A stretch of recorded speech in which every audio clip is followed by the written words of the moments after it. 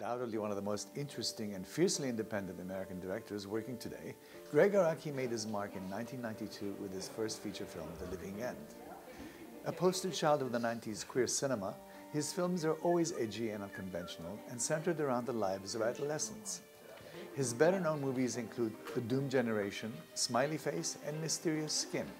We visited him on the set of his new movie, White Bird in a Blizzard, starring Shailene Woodley, George Clooney's older daughter in the movie The Descendants. It's very dark, kind of serious. I mean, the movie's similar to, say, a movie like American Beauty in that way. It's very much about sort of suburban America. Who knows?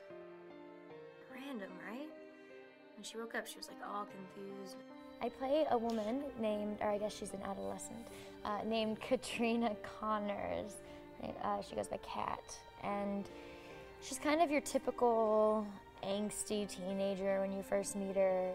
And then as the movie progresses, you find that there is a lot of turmoil and underground tribulations that nobody knows about. And I think that it's very relatable because I think a lot of families feel this pressure to be something that they're not, and it ends up creating a lot of inner destruction because you're not able to freely express your emotions or your feelings, and you become stifled in that way.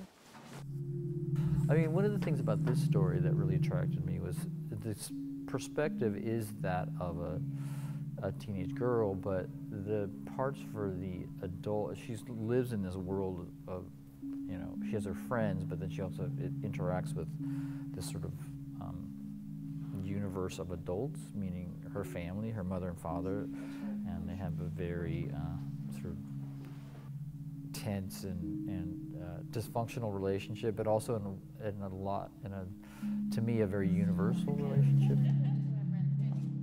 It's really neat because it takes place in the late 80s, early 90s, so I think a lot of people who are older will be able to look back on their adolescent years and relate to the goth aspect of it, or the dreariness or the angstiness. And I think that teenagers who exist today will be able to relate to the feeling of not ever being enough, or not ever being able to freely express themselves. You want me to come over? I don't know. I kind of